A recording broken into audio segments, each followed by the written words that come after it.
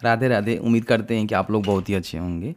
देखिए, आप में से काफ़ी सारे लोग ऐसे हैं जो कि जाति, आय और निवास का जो है इस्तेमाल करते हैं और आए दिन जो है इसका इस्तेमाल आप सभी जानते ही कि होता रहता है।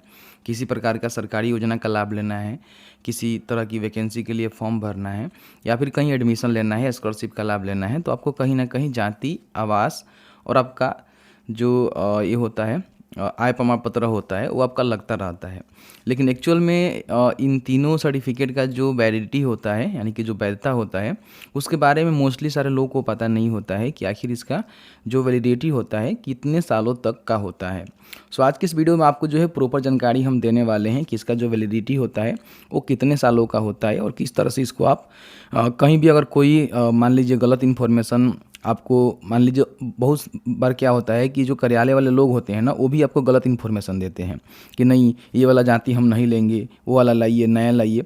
तो उस कंडीशन में अगर आपको पता होगा तो कहीं ना कहीं उनको समझा सकते हैं कि भाई आराम से पहले देख लो खुद कि हाँ ये सर्टिफिकेट जो है कितने दिनों तक चलेगा और इसका वैलिडिटी है कि नहीं है। सबसे पहले हम बात कर लेते हैं जाति को लेकर। देखिए, जाति प्रमाण पत्र बेसिकली जो है आपका जाति प्रूव करता है कि आप जो है कौन से जाति के अंतर्गत आते हैं। तो अगर आपका एक बार जाति बन जाता है तो उसे आप मल्टीपल यूज कर सकते हैं। लेकिन ध्यान दीजिएगा, अलग अलग जगह पे देखेंगे ना तो अलग अलग समय पे जो है जाति प्रमाण पत्र अलग अलग ढंगों से बनता है। जैसे कि बिहार में आप देखेंगे तो 2011 की 13 की पहले ही हम बात करें तो आपका जो है हाथ से लिखकर बनाया जाता था, ऑफलाइन बनाया जाता था। लेकिन अभी जो है देखेंगे तो आरटीपीएस से ऑनलाइन बनाया जा रहा है, जो कि आपका जो है पूरी तरह से डिजिटल फॉर्म में आ रहा है। तो अगर आपने हाथ से लिखकर जाति प्रमाण पत्र बनवाया होगा और इस समय आप उसको इस्तेमाल करना चाहेंगे तो इस्तेमाल नहीं होगा, आपको जो है डिजिटल वाला ही इस्तेमाल करना पड़ेगा। तो ऐसे में जाति का जो है कोई भी वैधता नहीं होता है। अगर आप अपना धर्म को चेंज करते हैं तो उस समय आपका जाति चेंज होगा, तो उस समय आप जाति चेंज कर सकते हैं। बेसिकली अगर कोई अपडेशन का उसमें काम नहीं हुआ हो, जैसे कि मान लीजिए अभी ऑफलाइन बन रहा था, अभी ऑनलाइन बन रहा है डिजिटल फॉर्म में, हो सकता है कि आने वाले समय में कुछ और भी नया टेक्नोलॉजी आएगा तो उस समय अपडेट करने की आवश्यकता होगी।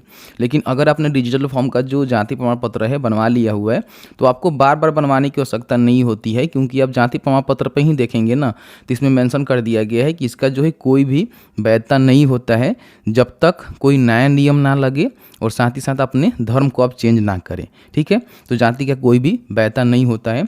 अगर आपके पास डिजिटल वाला जाति प्रमाण पत्र है तो बार बार बनवाने की आवश्यकता नहीं है, वो आपका कहीं भी एप्लीकेबल है, आराम से उसको लगा सकते हैं।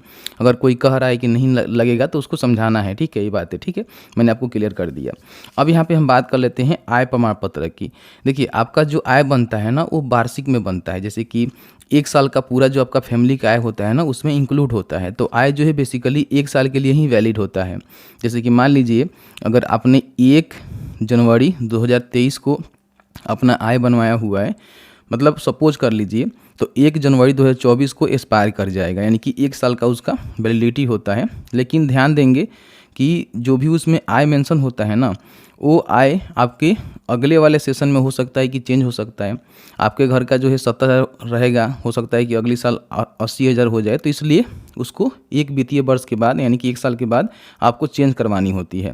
तो जब भी आय आप लगाएंगे कहीं भी तो उसमें जो है एक पर्टिकुलर जो वर्ष होता है, ईयर होता है, एक ईयर का ही अंदर का लगने वाला है। इन बातों को ध्यान रखेंगे। तो इसका जो वैलिडिटी होता है 1 सालों तक का ही होता है।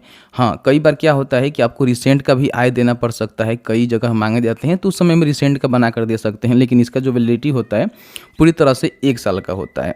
अब यहाँ पे हम आवासीय की बात कर लेते हैं। जैसे कि आप सभी जानते हैं कि उसको निवास बोला जाता है, आवासीय बोला जाता है, रेसिडेंटल सर्टिफिकेट इंग्लिश में बोला जाता है। तो ऐसे में रेसिडेंटल सर्टिफिकेट का भी कोई देखेंगे ना तो यहाँ पे सीमा नहीं बताया गया है कि इतने सालों तक चलेगा। लेकिन इतना ध्यान रखिएगा कि आपका जो एड्रेस है ना अगर चेंज होता है, सपोज करिए कि आप रह रहे थे प्रेजेंट एड्रेस पे कहीं और, आपने रेसिडेंट बनवा लिया और फिर आप दूसरे जगह जाकर रह रहे हैं तो उस कंडीशन में आपको चेंज करना पड़ता है। तो इसका कोई भी सीमा नहीं होता है जब तक आप अपने एड्रेस को चेंज नहीं करते हैं, एक जगह से दूसरे जगह नहीं जाते हैं, उस दिन तक जो है वैलिड रहता है। जैसे ही आप अपने एड्रेस को चेंज करेंगे तो आपको जो है नया निवास बनवानी पड़ेगी। सपोज जैसे कि आप सभी जानते हैं कि जो भी लड़कियाँ होती है उनका शादी होता है तो अपने मायके से ससुराल में आती है।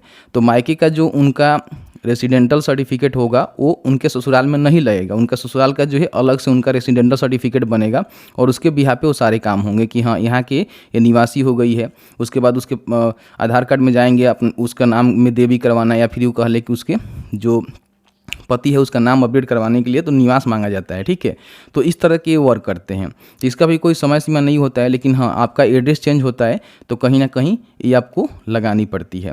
तो मैंने जो है ऑलमोस्ट आपको सारा जानकारी बता दिया। बाकी कुछ भर्ती आती है, कुछ स्कीम आता है जिसमें पर्टिकुलर डेट में मांगा जाता है कि आपको जो है इस डेट से लेकर इस डेट के अंदर ही आपका ये डॉक्यूमेंट होनी चाहिए, तो वो आपको उसके हिसाब से लगानी होती है। बाकी मैंने जनरल इन्फॉर्मेशन आपको प्रोवाइड करवा दिया हुआ है कि आपका जाति का कोई सीमा नहीं है जब तक धर्म नहीं चेंज करते हैं, और जब तक कोई नया अपडेट नहीं आता है, जैसे कि ऑफलाइन बन रहा है तो ऑनलाइन कहीं बनने लग रहा है तो फिर आपको ऑनलाइन बनवानी पड़ेगी। और साथ ही साथ जो आपका निवास होता है उसका भी कोई डेट नहीं होता है, लेकिन हाँ निवास चेंज करते हैं तो कहीं ना कहीं उसको दोबारा आपको बनवानी पड़ेगी, या फिर कोई वैकेंसी आता है उसमें कुछ रेंज का डेट का मांगा जाता है तो वो लगा सकते हैं। और आय की बात करें तो आय आपका 1 साल का ही वैलिडिटी होता है, 1 साल के बाद वो एक्सपायर हो जाता है, जिसका कोई भी काम नहीं लगता है। तो बस आज की इस वीडियो में इतना ही। वीडियो अच्छा लगा है तो प्लीज़ वीडियो को लाइक करें। चलिए मिलते हैं एक नए वीडियो में एक नए टॉपिक के साथ। तब तक के लिए वीडियो देखने के लिए आपका बहुत बहुत धन्यवाद।